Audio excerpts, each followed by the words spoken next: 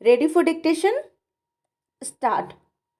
मंगलवार की सुबह जब गुजरात पुलिस तृणमूल कांग्रेस के राष्ट्रीय प्रवक्ता साकेत गोखले को जयपुर हवाई अड्डे पर हिरासत में लेने के बाद आगे की कार्रवाई के लिए अहमदाबाद ले जा रही थी, लगभग उसी वक्त फिल्मकार विवेक अग्निहोत्री के दिल्ली हाई कोर्ट से बिना शर्त माफ़ी मांगने की खबर टीवी स्क्रीन और सोशल मीडिया में नुमाया हुई।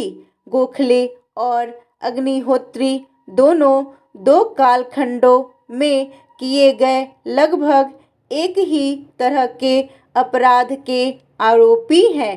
गोखले पर आरोप है कि उन्होंने इसी 1 दिसंबर को एक ट्वीट किया था जिसमें मोरबी पुल हादसे से जुड़ी फर्जी खबर के जरिए प्रधानमंत्री नरेंद्र मोदी की छवि खराब करने की कोशिश की। तो वहीं विवेक अग्निहोत्री ने अक्टूबर 2018 में दिल्ली हाई कोर्ट के एक फैसले की आलोचना करते हुए न्यायमूर्ति एस मुरलीधर के खिलाफ ट्वीट कर दिया था। हालांकि सूधी नागरिकों की आपत्ति पर ट्विटर ने उस ट्वीट को हटा दिया था। ये दोनों मामले इसलिए सुर्खियों में आए क्योंकि ये संवैधानिक पदों पर बैठी दो अजीम शख्सियतों से जुड़े हुए हैं और इनके आरोपी भी अपेक्षाकृत रसूखदार लोग हैं। लेकिन हकीकत यही है कि सोशल मीडिया के विभिन्न मंचों पर एक बड़ा यूज़र वर्ग सुबह से शाम तक किसी को चढ़ाने या किसी को ध्वस्त करने में जुटा रहता है और दुरुपयोग से इसको बढ़ावा मुख्यधारा की सियासी पार्टियां देती हैं।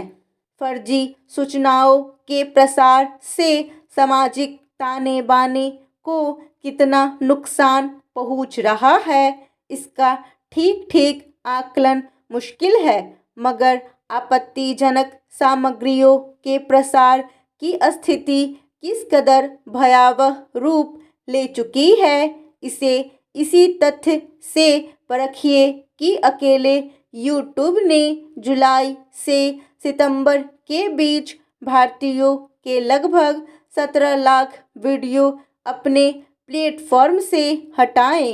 अभिव्यक्ति की आज़ादी हरेक नागरिक को राज्य प्रदत्त अनमोल उपहार है, पर सस्ती लोकप्रियता की चाह में इससे जुड़ी जिम्मेदारी को नज़रअंदाज करने की प्रवृत्ति तेजी से बढ़ रही है।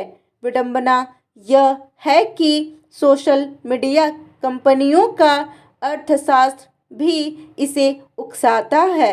हालांकि दुनिया भर में सरकारों की सख्ती से ये कंपनियां ऐसी सामग्रियों को लेकर कुछ हद तक संजीदा हुई है, पर उनका रवैया अब भी विकसित व विकासशील देशों में भेदभावपूर्ण है। सार्वजनिक जीवन जीने वाला हर एक व्यक्ति अपने कृत्यों के लिए आलोचना के दायरे में है और कोई भी राजनेता आलोचना से परे नहीं, मगर इसकी एक मर्यादा है। तथ्यों के आधार पर ही कोई आलोचना स्वीकार्य होगी।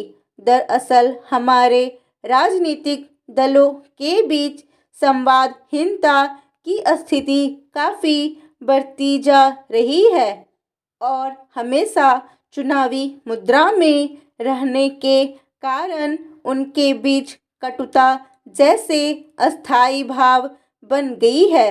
सरकारों व प्रतिपक्ष को बड़प्पन दिखाते हुए राजनीतिक प्रतिशोध से प्रेरित कार्रवाइयों को रोकने और संवैधानिक पदों की गरिमा बहाल रखने के लिए लक्ष्मण रेखा का ख्याल रखना ही होगा।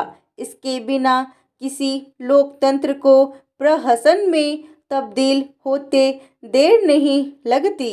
हमारे पड़ोस में इसके ठोस उदाहरण है।